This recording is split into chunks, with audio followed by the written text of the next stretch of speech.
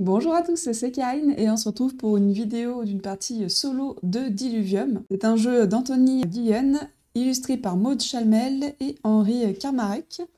C'est un jeu qui se dit être jouable en 15 minutes par joueur, donc ça c'est pour la version multi. En solo, il faut compter... Aujourd'hui pour moi c'est entre 30 minutes et 45 minutes je dirais.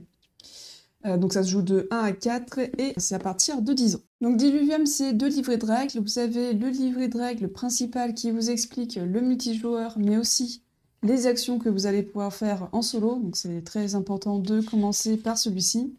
Derrière, vous avez l'ensemble des actions que vous pouvez faire. Globalement, je trouve que celui-ci est efficace. Et du coup, vous avez la campagne solo qui inclut également les règles solo. Donc ça, pour moi, c'est un peu dommage. J'aurais préféré 2 livrets différents. Parce qu'en fait, quand on va consulter les règles, on ne peut plus voir le scénario et parfois c'est important de voir les zones sur lesquelles on va intervenir.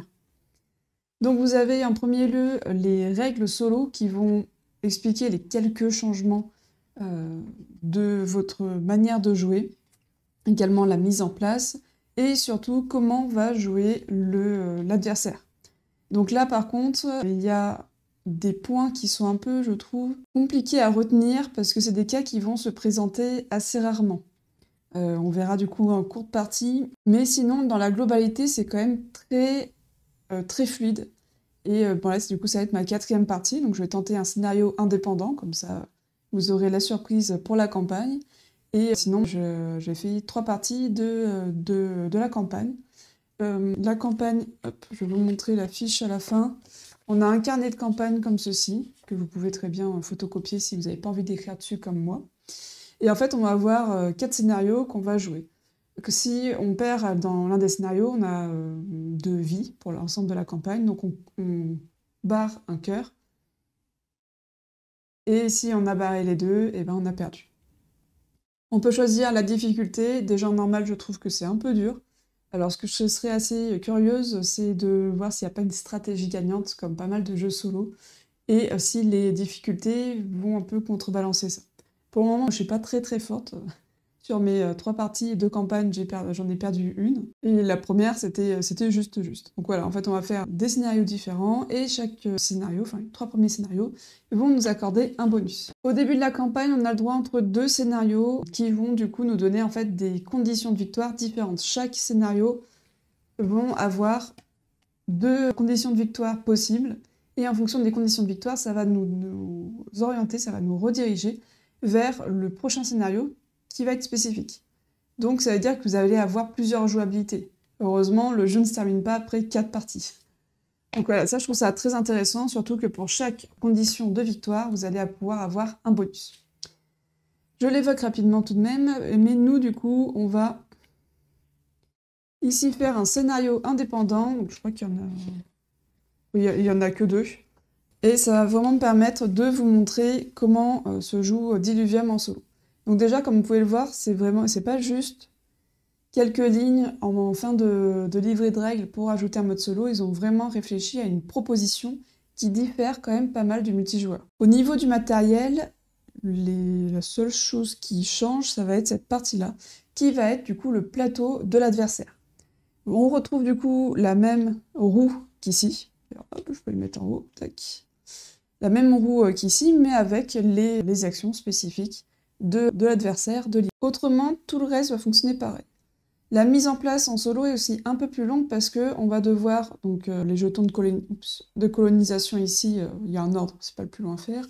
Par contre, on va devoir compter chacune des ressources qu'on a ici en début de partie parce que l'une des conditions de défaite, de fin de partie, pardon, une condition de fin de partie, c'est qu'il n'y ait plus de ressources disponibles. Il va également falloir compter les pièces, et je trouve que c'est presque le plus dérangeant, parce qu'on ne sait jamais trop combien il faut de pièces de 1, de 3 ou de 10. Ça, je trouve qu'ils auraient peut-être pu le préciser pour faciliter la mise en place. Et du coup, voilà, on prépare également ces pièces-là, qui sont aussi une condition de fin de partie. Pour pouvoir remporter la partie, il va nous falloir avoir le plus d'or que l'adversaire, ce qui est très important, parce que sinon, Non, c'est un peu trop simple. Et dans le cadre de ce scénario-là, entre la fièvre et le fer, on va devoir explorer les 4 tuiles qui sont ici. Alors les numéros qui sont dessus, c'est le coût pour explorer la tuile. Donc plus le chiffre est élevé, plus ça va être compliqué d'explorer la tuile. Nous, on va du coup jouer le joueur bleu en bas, et l'ennemi, ce sera... Alors là, c'est le joueur violet, moi j'ai pris jaune, mais ça n'a pas d'importance, qui va jouer en haut. Donc là, en condition de fin de partie supplémentaire, donc si le navire ennemi arrive sur notre cité, ici, on a perdu. Et l'autre condition, c'est de révéler du coup les 4 tuiles qu'on a marquées avec un jeton d'objectif. Donc à notre tour de jeu, on va avoir 4 actions possibles. On va pouvoir explorer, donc on va déplacer notre petit bateau d'exploration sur des tuiles. On va pouvoir exploiter, donc par exemple là si on prend la tuile de l'adversaire, et si c'était moi, si j'exploitais là, j'aurais une ressource de chaque. Alors je pense que vous voyez pas bien les symboles d'aussi loin, mais là par exemple c'est un jeton de nourriture. Donc si j'ai un colon dessus, bah, ça me donnera une de nourriture. C'est valable que pour une tuile, on peut activer qu'une tuile. On va également pouvoir coloniser, donc ça c'est prendre des colons de notre plateau ici et les poser sur des tuiles qu'on a déjà explorées. Donc là au départ on n'a que la cité, mais grâce à l'exploration on va pouvoir découvrir d'autres tuiles. Et enfin on va pouvoir combattre. Alors combattre ça peut être contre l'ennemi, alors soit le navire de guerre, mais ça peut aussi être, d'ailleurs je vais les mettre à plat, vous les verrez mieux, hop. Ça peut être aussi simplement pour délocaliser ces troupes. C'est vraiment intéressant, surtout en solo, parce que plus il se développe et plus il va vraiment gagner énormément de points. Le dernier aspect du combat, c'est que quand on va révéler des tuiles, il va y avoir des monstres, et ces monstres-là, on va pouvoir les combattre. Pour le combat, en fait, on va se référer à notre plateau ici, et on va voir comment gagner du combat au cours de la partie, mais en fait, voilà, on va augmenter petit à petit notre niveau de combat. Donc si je le mets sur ce niveau-là, en dessous, c'est le niveau 3, donc je ferai 3 de dégâts. Je pourrais, si j'ai des petites épées comme ça, rajouter ces épées pour tenter de remporter le combat. Je ne vais pas plus rentrer dans le détail là. Il faut savoir qu'en solo, c'est toujours l'adversaire qui commence, et c'est pour ça qu'il a d'ailleurs 3 colons déjà au départ. Moi, pour que vous puissiez bien tout voir, je vais essayer de me focaliser sur cet emplacement-là pour mettre mes ressources, et j'ai mis le petit séparateur qui ne me sert pas en solo, pour vraiment différencier l'argent de l'adversaire. Et ben, je vous propose de commencer. Donc là déjà, j'ai pas énormément de choix pour l'exploration, parce qu'il va me falloir de la nourriture pour pouvoir aller plus loin. On a du coup 3 types de ressources, c'est vrai que je l'ai pas dit. Les bijoux, qui vont pouvoir nous donner de l'or quand on va pouvoir les vendre. La nourriture, qui nous sert surtout à nous déplacer et à explorer. Et du coup, les épées qui nous permettent d'augmenter notre capacité de combat, et également d'augmenter temporairement notre force. Mais il y a une 4e icône qui est présente sur les tuiles, c'est celui-ci qu'on retrouve également là, qui sont des runes, et les runes font référence à ces cartes-là, qui vont donner des avantages uniques à un moment donné. Ok, donc là, nous, notre objectif, c'est d'aller explorer, donc il va nous falloir beaucoup de nourriture. Je vais pour ma part, du coup, commencer par explorer. Donc là, je suis déjà sur l'action explorer, qui est celle du haut de mon plateau de joueur. Et je vais déplacer mon navire d'1 à 2 cases, sauf que là, il me faut de la nourriture que je n'ai pas. Comme j'arrive sur cette tuile-là, je vais ajouter un pion de colonisation sur la carte. J'ai plusieurs choix qui me sont proposés. Je peux soit prendre une pièce, soit la tente, qui est l'action de coloniser. Et quand du coup on a cette action-là, je vais pouvoir prendre sur mon plateau ici, où je veux, l'un des 9 colons qui sont sur mon plateau. Comme ça va m'intéresser d'avoir pas mal de colons, j'hésite entre enlever ceux des colons ou ceux de l'exploitation de ressources. Parce qu'en fait, quand on les enlève tous et qu'on refait l'action, là ça me donnera à chaque fois une pièce. Ce qui est pas négligeable, mine de rien, parce qu'en plus c'est gratuit. Donc je vais commencer par l'enlever des colons, de l'action colonisée, Et du coup, je vais mettre sur un emplacement de ruine qui me permet de récupérer une carte de ruine.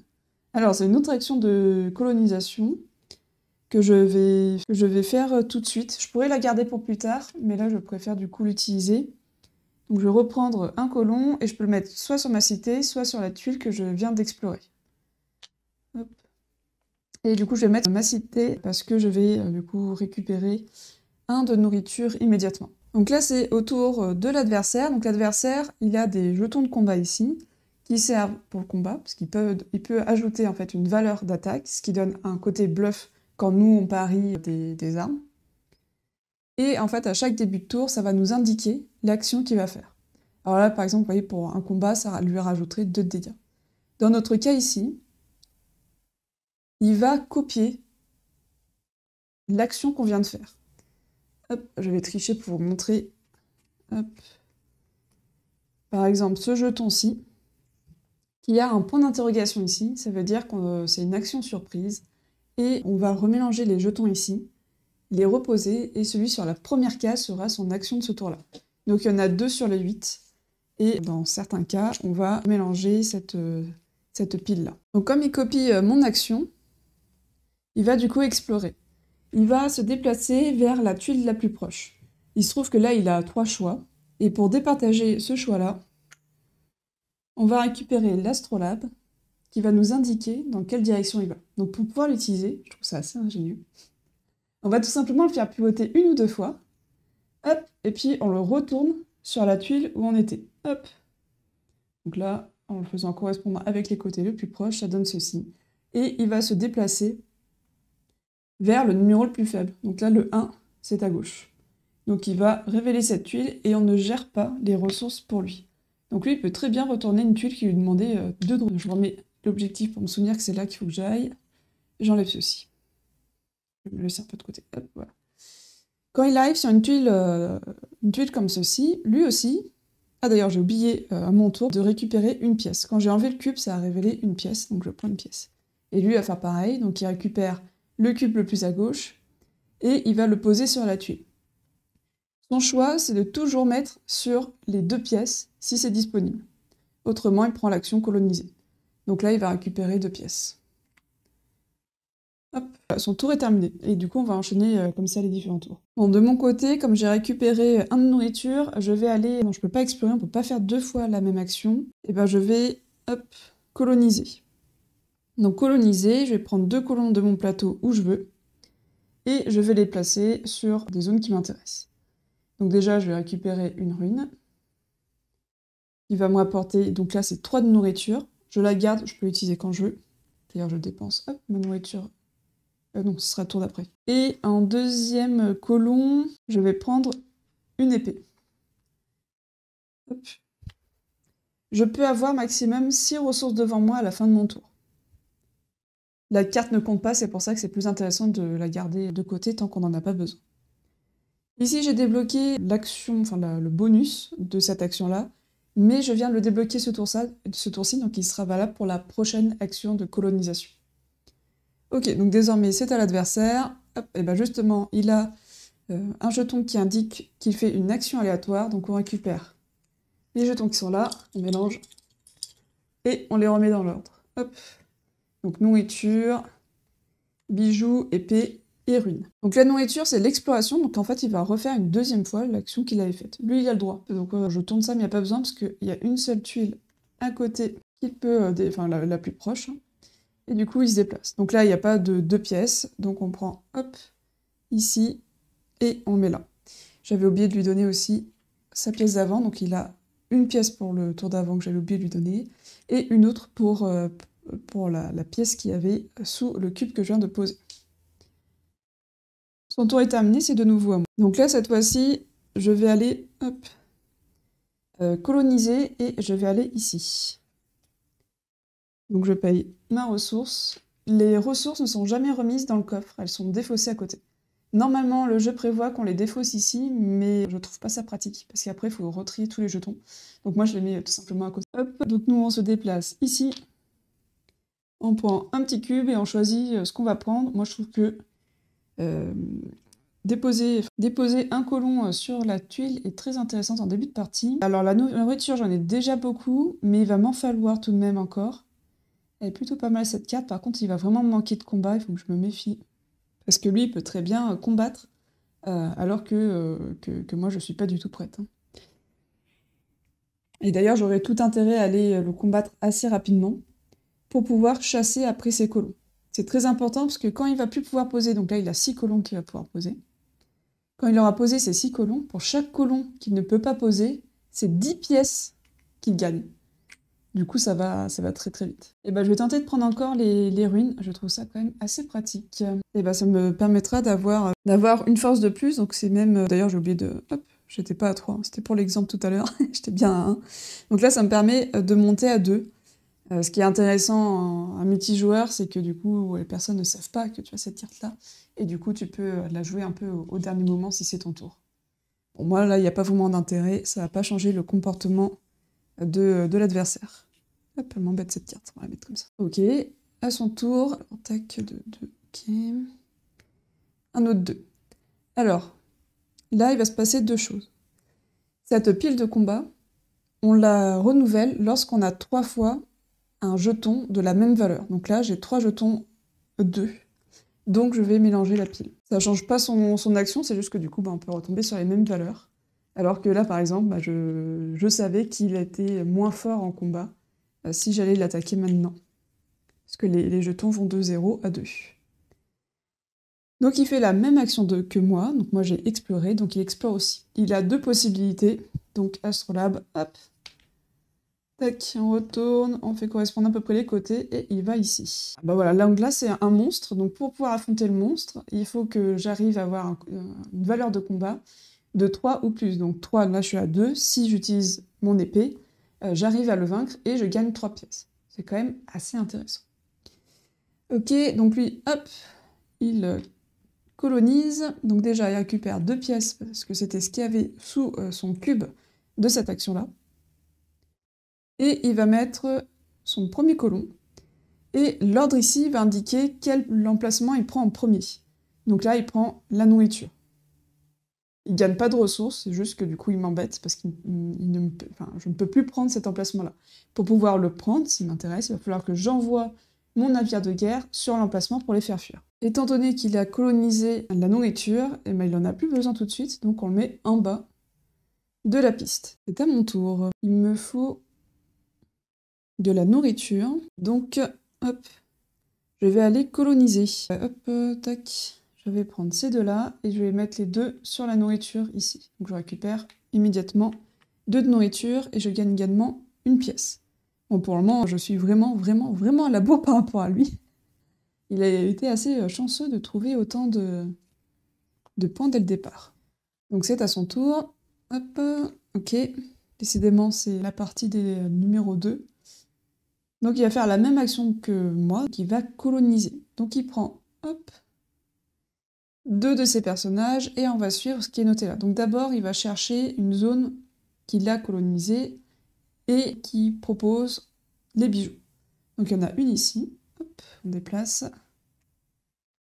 Et il a combat aussi, donc là il y a plusieurs emplacements, mais dans la logique, il va plutôt mettre un endroit où il est déjà. Et le plus loin possible de moi, parce que sinon je risque de le faire fuir. Hop, ok.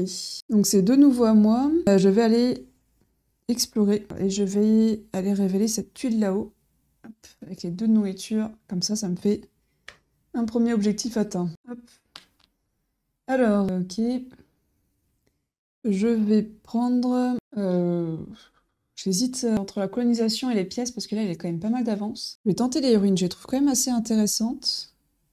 Ouais, on va tenter les ruines. Et oh, ça me donnera 3 épées si je le souhaite. Et bah c'est très très bien, j'ai 3 épées, 3 de bouffe. Parfait. C'est à son tour. Hop, un 2 encore, décidément. Il va copier mon action, donc il va explorer. Donc il a 2 choix possibles. Je n'arrive pas à le tourner. Psst. Tac. Alors, le plus petit, c'est le 3 qui va se déplacer sur cette tuile. Hop. Et il a encore un 2. Donc là, il gagne 2 ici, et de là, il gagne... Hop, je vais faire un peu la monnaie, pour qu'on voit un peu mieux. Ok. C'est un peu mal parti pour cette partie. C'est de nouveau à mon tour. Je ne peux pas explorer, je peux coloniser. Je vais coloniser. Hop. J'en déplace un de mon plateau ici pour avoir une épée. Je pense qu'on va devoir combattre. Et maintenant que je les ai tous placés, je peux en prendre un ailleurs. Donc, je vais prendre celui de l'épée. Et je vais aussi le mettre sur l'épée. Les épées sont importantes pour pouvoir remporter les combats. Ah, quoique, attendez, ici j'ai déjà pas mal d'épées. Ouais, si, on va rester comme ça. Et du coup, je récupère une pièce pour mon plateau. Ok. C'est à son tour, donc il y a déjà 2-2. Et alors, cette fois-ci, c'est un 0. Donc là, la valeur en dessous, c'est uniquement en combat. Si c'était un jeton de combat qu'on révélait, il aurait augmenté sa force de 1. Mais là, du coup, ça ne nous concerne pas. Il va juste faire la même action que moi. Donc moi, j'ai colonisé, donc il va faire pareil. Donc là, il faut que je fasse attention. Il va coloniser, donc en premier, une ruine. Et en deuxième, de la nourriture. Tac. Alors, justement, la ruine, c'est l'une des petites exceptions du solo qui sont, je trouve, un peu compliquées à retenir. Donc, on va les voir ensemble. Donc, on pioche une carte, hop. Et c'est une carte qui permet de placer un marqueur d'exploration. Donc, on est dans le cas ici. Donc, elle va simplement, hop, défausser un marqueur d'exploration et gagner l'or qui est dessus. Ok. Hop. Il va très très vite sur l'or. Hein. C'est de nouveau à moi. Je suis bien à la bourre. J'ai qu'un objectif sur les 4. Je vais explorer. Comme ça va le forcer à explorer aussi. J'utilise du coup ma carte que j'avais en réserve ici pour avoir 3 de nourriture. Et hop, 1, 2, 3. Et j'en défausse 2 pour explorer la zone ici. Donc il m'en reste 1 devant moi. Hop, tac. Et du coup, je peux... Alors là, la nourriture ne me sera plus très utile. Donc elle me permettra d'avancer quand même, ce qui peut être pas mal pour le navire de guerre qui peut aller loin. Et par contre, pour l'or, ça va être les bijoux. Et il va m'en falloir après. On va prendre un bijou. Ah mince, il faut que j'enlève quelqu'un d'ailleurs. Hop. Ici. Ok, donc j'ai 5 jetons. Pour le moment, on est bon. C'est à son tour. Donc il me copie mon action. Donc il va explorer ici, hop, ce qui m'arrange bien. Et il gagne 5 pièces. Hop, et il colonise les bijoux, il n'y en a pas, donc c'est le combat. Il ne se passe rien, le combat. Et on diminue ici. Hop, donc je vais aller combattre. Tac. Et je peux me déplacer de 0, 1 ou 2 cases révélées. Plus éventuellement si je souhaite défausser de la nourriture pour aller plus loin. Bon là, ça m'intéresse de rester que ici, parce que ça va le renvoyer chez lui, et son colon là, il retourne ici. Ça peut m'éviter de perdre 10 points, ce qui est vraiment pas négligeable. Ensuite, donc c'est à son tour, et il va faire aussi l'action combattre. Donc il va se rapprocher de ma cité au plus proche. 1, 2, 3, 4, 1, 2, 3, 4. Il y a 2 possibilités. Donc on va utiliser l'astrolabe, pour savoir où est-ce qu'il va. Je l'ai pas forcément mis dans le bon sens, comme ça, hop. Et du coup, il va plutôt partir de ce côté, ce qui ne m'arrange pas. Ça ne m'arrange pas du tout, parce qu'il va un peu pousser tout le monde. Donc, là, lui, il me renvoie dans ma cité. Alors, c'est quand même pas mal, parce que ça peut me permettre d'avoir une autre source. Je vais prendre du coup un bijou, et mon exploration retourne aussi à la cité. Bon, en soi, ah si, il faut que j'explore les objectifs. Bah du coup, c'est ce que je vais faire. Je vais aller explorer. Alors, je vais me déplacer de 3 en défaussant une nourriture. 3 pour aller juste ici. Et ce qui me permet du coup d'explorer la zone. Et je vais prendre une nourriture. Ah, qui me permet de déplacer. C'est une action gratuite pour me déplacer soit mon navire de guerre, soit mon navire d'exploration. Ce qui est du coup très intéressant. Alors déjà, je récupère mes 3 points. J'espère que j'avais pas oublié à chaque fois que j'ai colonisé. Ça, c'est pas dit. Alors, je vais vérifier la carte. Donc ça, cette carte-là permet d'augmenter notre déplacement jusqu'à 2. Donc on peut se déplacer jusqu'à 4. Là, tout de suite, c'est pas le plus intéressant pour moi. Ok, donc c'est à son tour. Et il va faire une action aléatoire. Alors, comme j'ai 3, 2, je remélange les jetons. et après il va faire une action aléatoire. J'espère que ce n'est pas le combat. Eh ben c'est le combat. Je crois du coup que je perds, parce que, attendez, il se déplace de 1, 2... Et oui, du coup, il se déplace de 3 et il atteint ma cité, ce qui fait que j'ai perdu. Lamentablement perdu. Voilà. Non, c'est vraiment intéressant. Ce scénario indépendant, je le trouve très intéressant. Je trouve le fait qu'il y ait ces actions aléatoires, donc je crois qu'il y en a 2 sur le lot. Ouais, c'est ça, il y en a 2. Il y a 2 jetons du paquet de combat qui lui permettent de faire une action aléatoire et on ne sait pas du tout sur quoi ça va tomber. Et je trouve ça brillant parce que on a l'impression d'avoir le contrôle à chaque fois et tu retournes le jeton et ça te fait une action que tu t'attendais pas. Donc là, combattre, notamment. En plus, le prochain tour, je voulais aller le combattre pour le déloger. On peut pas faire 2 fois de suite la même action. Bon, dans tous les cas, là, c'était vraiment mal barré. 3, 6, 9, 10. La différence, donc il est à 17 et moi je suis à 6. Je me suis fait écraser sur cette partie. Mais voilà, ça a permis de montrer une partie avec une grande partie des mécaniques. Il manque du coup la phase de combat, donc on va simuler, on va dire que moi à mon tour je l'attaquais. Dans ce cas-là, donc moi j'ai 2 de combat, je peux parier le nombre d'épées que je veux. Donc comme je sais qu'au maximum sa valeur de combat ici est de 2 et qu'il faut que je sois égal ou supérieur, en fait il me suffit de parier seulement une épée, ça me monte à 3, et après je retourne le jeton, donc en l'occurrence là je gagne parce qu'il est à 1 de dégâts. Par contre il augmente son combat de 1. Et de mon côté, du coup je gagne la récompense qu'il y a à côté de son jeton, donc je gagnerai une pièce.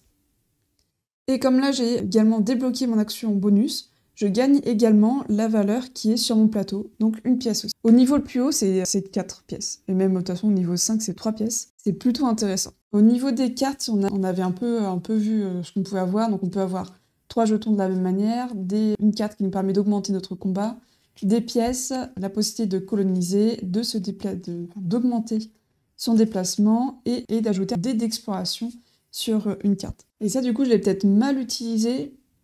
Typiquement, en fait, cette carte-ci, j'aurais sûrement pu l'utiliser plus tard, quand ici, il aurait révélé cette carte-là. Et comme ça, comme moi, je dois récupérer les objectifs ici en les explorant, et ben ça aurait compté comme une exploration et j'aurais pas eu besoin d'y aller. Donc voilà, c'est plein de petites choses comme ça où, en général, je pense qu'en général, on fait quand même 2 parties. Donc voilà, de mon côté, donc pour la partie solo, je vais encore faire plusieurs parties pour après pouvoir faire une vidéo critique. Mais en avis à chaud comme ça du coup mes 4 premières parties, c'est quand même un jeu que j'aime beaucoup en fait, je me prends en jeu. Alors la thématique elle est quand même un peu au second plan, enfin je me vois, même s'il y a le gouvernail là qu'on tourne, je ne me sens pas pilote de mon navire. Voilà. Par contre en effet, on explore, on colonise, on combat, on exploite. Donc on est vraiment sur un 4X, d'une durée qui est tout à fait acceptable, on doit être... Alors pour vous, je vais enlever un peu certains passages qui peuvent être un peu lents.